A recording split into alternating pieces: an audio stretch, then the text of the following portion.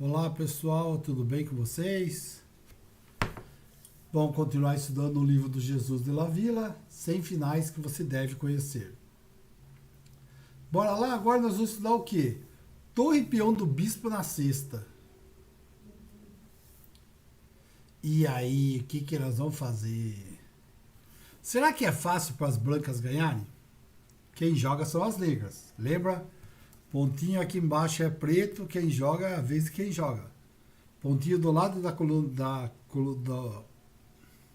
da casa H1, pretinho. Então quem joga são as pretas. Será que é fácil ganhar isso daqui? Não é, gente. Parece, mas não é. Apesar do grande equilíbrio material que existe em várias posições que uma torre e um peão não vence um bispo, descontando as posições em que o peão é perdido à força. Ou algumas em que o lado fraco não consegue tomar o peão, mas obriga as peças do lado forte a manterem sua defesa passivamente. É normal que uma torre e um peão sempre ganhe contra uma peça menor. Contudo, se a peça menor for um bispo, existem algumas posições em que a torre não consegue quebrar a resistência. Todos eles ocorrem perto do canto bom do bispo. A primeira posição sorteada é com o peão do bispo na sexta fila. Vejamos o seguinte diagrama. O peão está lá, F6. Aqui quem mexe são as brancas, pontinho branco. F6. Um grande erro. Ao passar o rei adiante, que é uma regra conhecida em muitos sinais, as brancas vencem facilmente. Bora lá? Rei F6, rei G8, rei E7, rei G7, rei F6, cheque, rei G6, torre B1, bispo D5, torre G1, cheque, seguido da F7, né? O rei vai ter que sair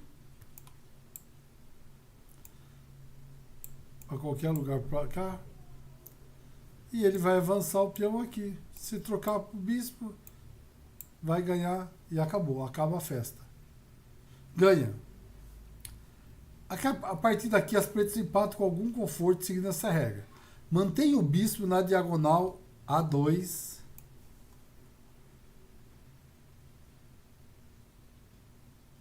G8, essa é a diagonal. Evitando as casas, quais casos se deve evitar? G8 e F7. Essas duas casas você tem que evitar. E podendo verificar se o rei branco vai para G6, que é onde ele está. Desculpa, se o rei branco vai. Vejamos sua execução. As pretas jogam. Bispo A2.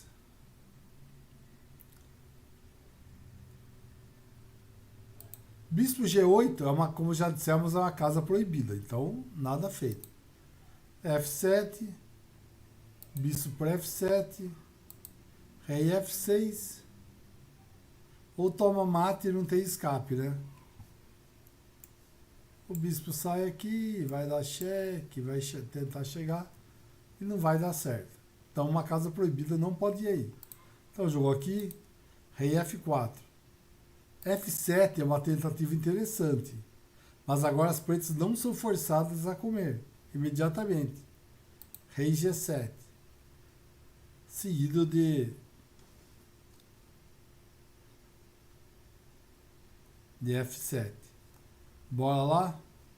Agora aqui, voltando, bispo F4, bispo C4. Pensa que isso não importa, você não precisa fazer coisas estúpidas como rei G8, que perde instrutivamente, né? Rei G8, a casa vai cair. Rei G6, bispo D3, cheque. Rei H6. E agora as duas peças estão perdidas, não há tempo para evitar. Rei F8, eu jogo aqui bispo C4. Rei F7. Bispo E4, atacou a torre. Torre C7, bispo B1. Torre C1. Aqui, se for rei G5, permito que rei G7. Ou aqui, bispo A2. Rei G6. Bispo por F7. Rei F6. Esta variante mostra que se as peças defensoras não estiverem sempre nas casas ideais, existem boas opções para criar problemas. Aqui, bispo C4, vamos continuar. Rei G5, bispo D5, ele continua seguindo o que estava pregado lá atrás, que dissemos. Está ficando na A2, G8 a diagonal. E aqui, nós vamos parar exatamente aqui. E amanhã a gente vai continuar esse estudo.